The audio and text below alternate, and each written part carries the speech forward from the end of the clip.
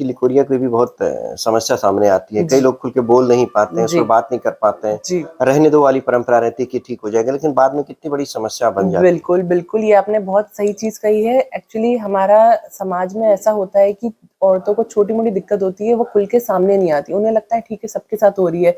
वो पड़ोस में पूछती है, तुमको भी होती है? वो कहती है, हाँ, मुझे भी होती है। तो उनको लगता है ठीक है, सबके साथ हो रही है, नॉर्मल है ये।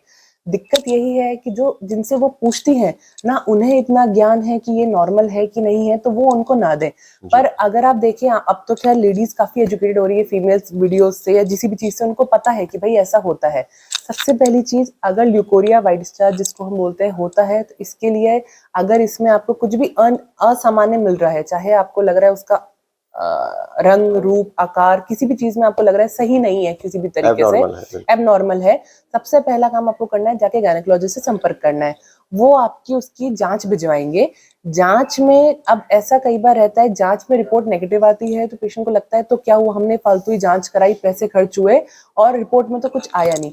पर ये चीज़ आप समझिए नेगेटिव रिपोर्ट आना ज़्यादा अच्छा है कंपेयर टू कि उसमें कुछ पॉजिटिव आ जाए। बिल्कुल, नेगेटिव रिपोर्ट आई इसका मतलब कि जो आपका इन्फेक्शन है वो सिर्फ नीचे के रास्ते में लोकलाइज़ है, वो दवाइयों से ठीक हो जाएगा। आराम से ठीक हो यही रिपोर्ट अगर पॉजिटिव आ जाती है तो इसमें ऑपरेट कराने तक की भी नौबत आती है। इसका मतलब अगर रिपोर्ट पॉजिटिव आती है तो इसका मतलब है कि आगे जाके उनको गर्भाशय की ग्रीवा मतलब मुँह का कैंसर होने का चांस रहता है। बढ़ जाता सब बिल्कुल बढ़ जाता है।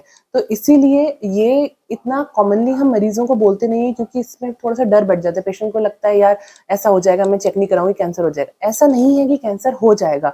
वो हर चीज़ का रिस्क बताता है। ऐसे अगर आप घर बैठ के खाना खाएँगे तो ऐसे दिल के दौरे का, दिल की बीमारी का भी रिस्क है, हर चीज़ का रिस्क है। है। बिल्कुल, तो इसीलिए सिर्फ़ हमें सतर्क होने की ज़रूरत है। इसमें घबराने जैसा कुछ नहीं है, जाँच कराना है, समय पे जाँच लेना है और आजकल जो जैसे अभी जाँच कराने से लोग घबरा रहे हैं, इसीलिए सरकार ने एक नई एचपीवी वैक्सीन भी निकाली है, ह्यूमन पैपिलोमा वायरस वैक्सीन, जो 9 साल से 15 साल तक और 15 से 36 साल तक ज़्यादातर बेनिफिशियल बोलते होती है, वैसे तो 45 साल तक लगती है। 9 से 14 में 2 डोज़ लगती है और 15 से 45 तक 3 डोज़ लगती है।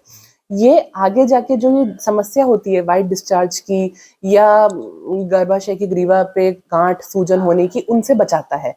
तो ये आइडियली एडवाइस ये रहता है कि शादी होने के पहले इस वैक्सीन को लगाएँ जी, और स्पेशली यंग गर्ल्स के लिए रहता है कि 9 से 15 साल में ज़रूर लगाएँ। हाँ, एक दिक्कत है कि वैक्सीन का खर्च कुछ हज़ारों में आता है।